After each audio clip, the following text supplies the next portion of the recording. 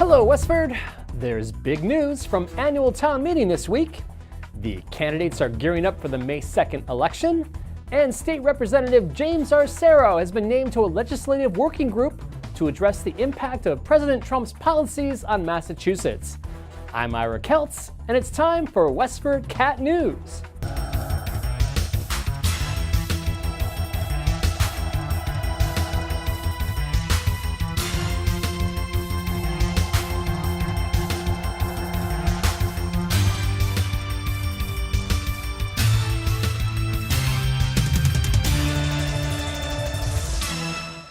Annual Town Meeting began on March 25th and continued to Monday, March 27th until all 27 articles were completed. 3 big votes took place on March 25th when almost 900 voters checked in at the start of the meeting to cast a secret ballot for or against an override of Proposition 2.5. The approved measure would raise property taxes permanently by $1.6 million to fund raises for teachers' salaries. According to the school committee, there's a 6% gap in what Westford teachers earn in comparison to what teachers in comparable communities earn. But the tax increase is not a done deal. The measure will now go to the ballot box in the town election on May 2nd. Here's Selectmen Chairman Andrea Paraner-Sweet announcing the Board of Selectmen's recommendation. Seeing no more questions from the audience, we have a motion and a second to put this on the ballot on May 2nd. So let me call for the vote. All those in favor of putting it on the ballot? Aye. Opposed? Okay, the motion is 3 in favor, 1 opposed, and 1 selectman has recused himself. So thank you. Town meeting voters denied Groton developer Evie Masaladon the approval he needed to amend one of 3 agricultural preservation restrictions on the 9 acres he owns at 66 Boston Road. Masaladon wanted to build a farm-to-table restaurant on the front 3 acres where a country store now stands. But opponents of the development prevailed when the measure came up for a vote. The count was 462 opposed to 226 in favor. Here's how we do this. Please take your green ballot. If you want to vote in support of this motion, if you want to allow the Board of Selectmen to be able to amend the agreement about the APR, you should vote yes. And you should take the yes vote and place it in the secret ballot box when it comes to you. Take the no piece of paper and put it deeply in your pocket. If you want to vote no on this, please take the no half and have that ready to place in the box, and take the yes half and put it far away so that you do not inadvertently place the wrong piece. We do this just like the passing of the plate for those of us who go to church. We will start in the front rows, and you will pass it to the person next to you and then to the row behind you. The tellers, I promise, will follow the box. Please keep the conversation down at every moment, and no one can stand up and no one can move, because otherwise the tellers do not know whose ballot they have collected. Renovations will begin September 1st at the Rodenbush Community Center. At the recommendation of the Community Preservation Committee, voters approved the use of $6.3 million in community preservation funds to renovate the building. The cost of the project, as the article states, is a $7 million project. There's about 5.8 of that in the construction estimate as currently recently determined. We're carrying a fairly large contingency because there is renovation work, especially in an older building where there are a lot of concealed conditions. We need to have some flexibility during construction. The bottom portion there summarizes what's also in the article, which is about 6.3 of this was approved by CPC for CPA funding. The balance is approximately the cost of the roof and the cupola. CPA had funded the roof in 2000 and didn't feel that it wanted to fund it again, given that there were some deficiencies in the original construction, but does clearly want the roof to be done, so that's why the article is in 2 pieces. Requiring 190 votes to achieve 2/3, the motion passes with 244 voters voting yes and 42 voters voting no. On March 27th, voters approved the town's operating budget of $110 million and authorize selectmen to seek 2 additional all-alcohol licenses from state legislators for proposed restaurants. Currently, the town has a total of 22 all-alcohol licenses, according to town manager Jody Ross. I believe we have 22 all-alcohol on premises, which is a restaurant. We have 7 clubs, so some of the... Franco-American. Thank you. Yep. We have 5 beer and wine, and then we have package store licenses, which is different. We have 7 all-alcohol and 5 wine and malt package. WestfordCAT recorded the entire meeting, and it can be found at westfordcat.org. Town moderator Ellen Hardy presided over her last town meeting on March 25th and 27th. After 25 years, Hardy has retired from the post, leaving the seat open for others to seek election to it. Town officials paid a tribute to her in the form of a slideshow that chronicled her life. It had to be you. It had to be you. I wandered around and finally found the somebody who could make me be true, could make me be blue, or even be glad just to be sad thinking of you. Ellen's slideshow and the other special recognition presentations can be found on our website, westfordcat.org.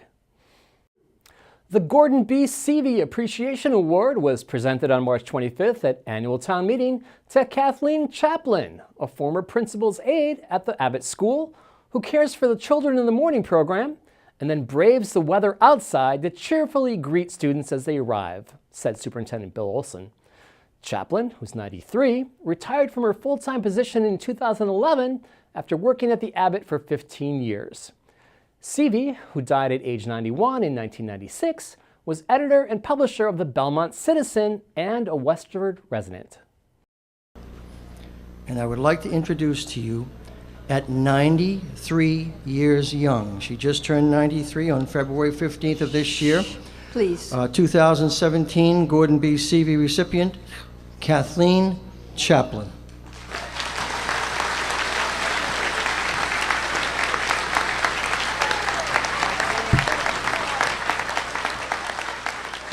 Good morning, everybody. What bus are you on? And I'm only 34.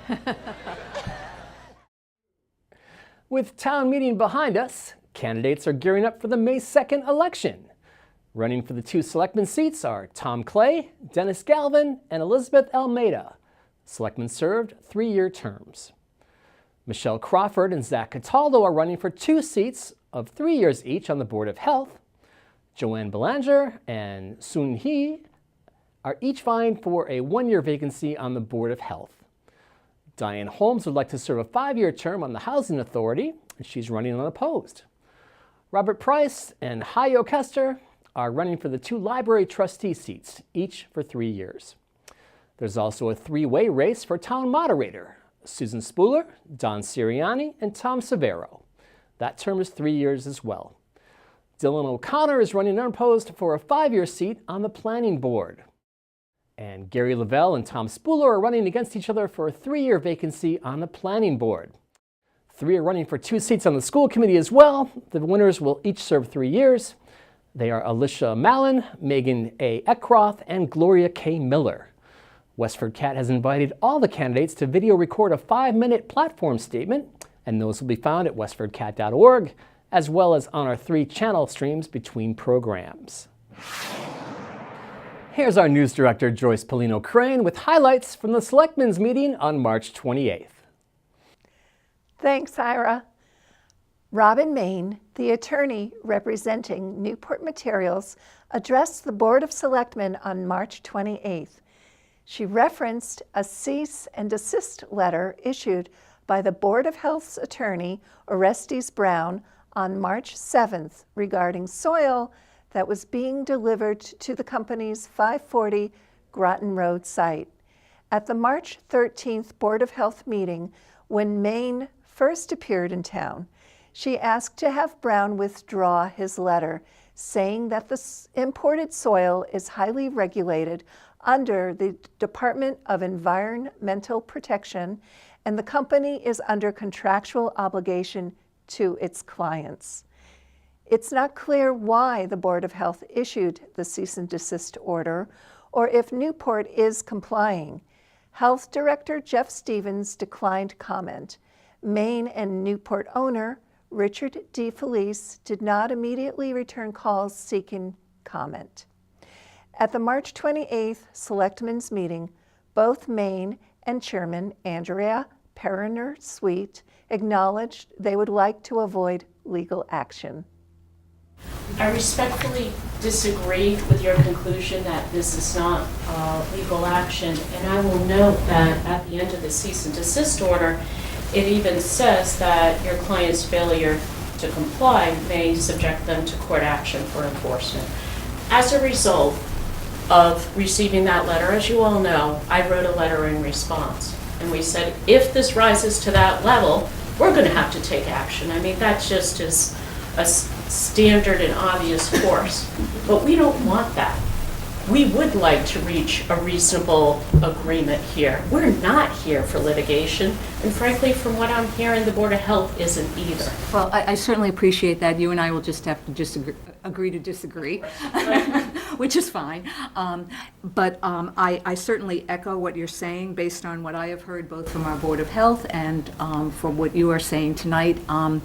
I think that there is an agreement that can be reached here, and I think probably folks just need to get in the same room together and sit down and bang it out. So I would urge you, as well as counsel for the Board of Health, to do that and see if you can't reach an agreement, because at the end of the day, litigation really isn't helpful to anybody in this place. WestfordCAT will follow the story and provide you with updates in our newsletter at westfordcatnews.org. Back to you, Ira. Our state rep, James Arciero, has been named to a special working group in the State House of Representatives to address how President Trump's administration policies will impact the state of Massachusetts. The 9-member group will address the fiscal and social impacts of the sweeping policy changes being proposed in Washington, D.C. Arciero, a Westford Democrat, represents the 2nd Middlesex District, composed of Westford, Littleton, and several precincts in Chelmsford. WestfordCAT has invited the state rep to come to our Main Street Westford show to tell us more about his role with this group. We'll keep you updated. Here's news from the administrative offices at 23 Depot Street with Superintendent Bill Olson. Hi, this is Superintendent of Schools Bill Olson with a school system update. I want to thank the voters of Westford, along with the town administration, the school committee, town boards and committees for the support of our budget. Our budget was approved at the recent town meeting, and the voters also approved Article 13, warrant article to increase teacher compensation in Westford. That issue now goes before the voters at the May 2nd ballot. Also want to congratulate the Westford Academy girls basketball team for their outstanding season. They were regional championships, unfortunately lost in the state finals. So congratulations to Russ Coward, the coach of the girls team, and all of the female basketball players for just a terrific season. Recently, Chris Sardella was appointed by me as the new principal of the Day Elementary School. Principal Kevin Regan is retiring after a very long and outstanding career in Westford. I want to thank Kevin for his outstanding years of service and congratulate Chris on his selection. We are currently interviewing for the Westford Academy Dean position. Regrettably, Dean Mike Parrott, who has been with us for over 30 years, is retiring at the end of this year, and we are in the middle of finding a replacement for Mike. We just had the lottery for the full-day kindergarten program at the Robinson, Nabnasset, and Miller schools. Once again this year, unfortunately, some students were not selected, but there may be some students whose parents choose to send them to half-day after having indicated initially that they want to go to full-day. So I would ask those parents whose children were not selected to be patient for right now, and let's see if things will work out. Just an enrollment update. Our enrollment as of this week, this is the last week in March, He has now 5,163 students. We began the school year with 5,131 students, so we've gained 32 students in our school system since October. Our students and our staff are always looking to do good things for the Westford community and the broader community throughout Massachusetts. This is Bill Olson. I look forward to seeing you next time. And here's a look ahead at the weather forecast for this coming week. Hello, Westford. This is Shiloh with the weather forecast for this weekend, the week of April 3rd. It looks like you'll start the month with some April showers as clouds and rain move in midweek. Here's what's coming up. On Saturday, there will be showers in the morning and just clouds in the afternoon. The high will be 43 degrees and low around 29 degrees. On Sunday, it will be partly cloudy with a high of 53 and a low of 31. On Monday, you'll see a mostly sunny and dry day. The high will be 51 degrees and low 34 degrees. On Tuesday, we'll begin with clouds in the morning, then on and off rain showers during the day and evening. The high will be 52 degrees and low 41 degrees. On Wednesday, there will be overcast skies all day with a few showers in the morning and later in the evening. The high will be 55 degrees and low around 38.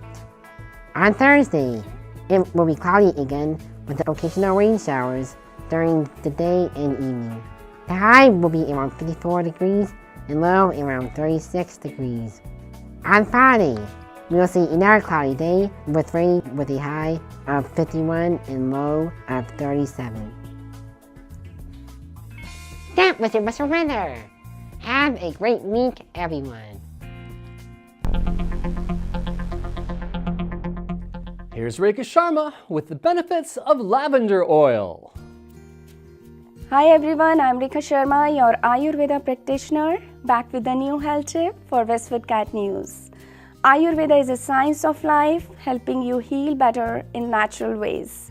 Today I'm going to talk about lavender oil. Lavender oil contains powerful anti-inflammatory and pain-relieving properties that can help a lot in reducing inflammation, swelling, and pain. You can use lavender essential oil to reduce leg pain, sore muscles, backache, or even arthritis pain. In addition, lavender oil could provide some relief in respiratory tract infections, flu, cold, and bronchitis. You can put 3 to 5 drops of lavender oil in humidifier or diffuser. It also helps to reduce anxiety headache and thereby improving the sleep quality. Lavender oil essential can help in scalp, prevent your hair loss, and promotes hair growth. It should be applied before topically patch testing with the skin in order to avoid any inflammation. If you have any allergies, please contact your PCP before applying. I'll be back with the new health tip. Bye for now. Shiloh, a 7-year-old German Shepherd mix, is available now for adoption at the Lowell Humane Society. Here's Patty Stalker with more information on how you can adopt him or another loving pet. Stop by the Lowell Humane Society on Broadway Street in Lowell and meet some wonderful pets that are now up for adoption. I visited recently and spent time with a handsome 7-year-old German Shepherd mix named Shiloh. Here's the shelter's marketing and fundraising manager, Crystal Arnott, with more. So this is Shiloh. Shiloh is a 7-year-old German Shepherd mix. As you can see, he has a beautiful black coat, and he's incredibly sweet. He's a pretty laid-back guy, but still has plenty of energy to go for walks or go hiking with you.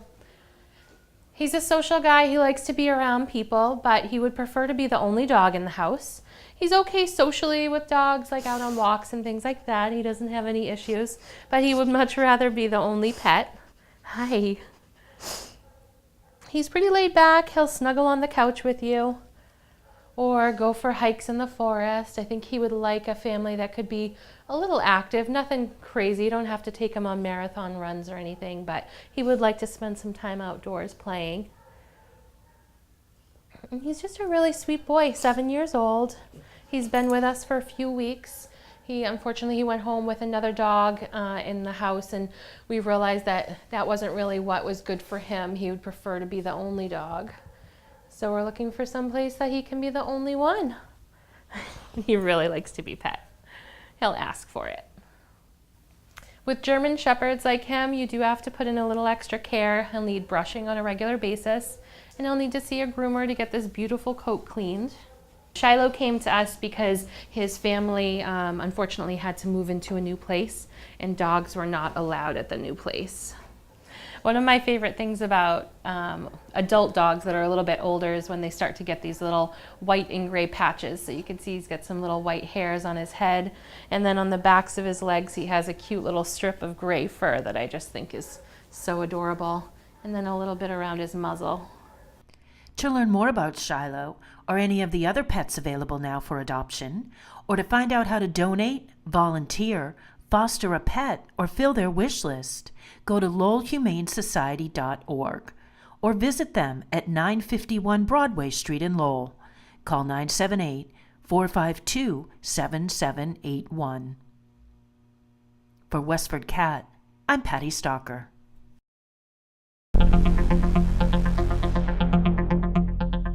And now, here's Westford Cat Marketing Outreach Manager Sarah Fletcher with this week's events around town. Thanks, Ira. Actors Inc. will present Mary Poppins at the Performing Arts Center, 200 Richardson Road in North Chelmsford. All performances will benefit Megan's House, a residential treatment home for women. Performances take place on April 21st at 7 p.m., April 22nd at 1 and 7 p.m., and April 23rd at 1 p.m. Ticket prices range from $25 to $45, and you can visit actorsincorporated.com to make a purchase, or you can call 978-984-3151. The Nabnasset Lake Country Club is offering an all-you-can-eat breakfast with the Easter Bunny on Saturday, April 8th at 9 a.m. Tickets cost $10 for adults and $5 for children. And it's Masters Weekend, so feel free to stay and watch the golfers after breakfast. Please register by April 5th by calling 978-692-2560, extension 2, or email nlccrfevents@gmail.com. Do you have a desire to play music but not the knowledge? The Rodenbush Community Center can help with its guitar workshop on Thursday, April 6th from 6:30 to 8:30 p.m. Learn the fundamentals of tuning and caring for your instrument. You will be taught how to hold the pick and read chord diagrams, as well as some simple strumming patterns.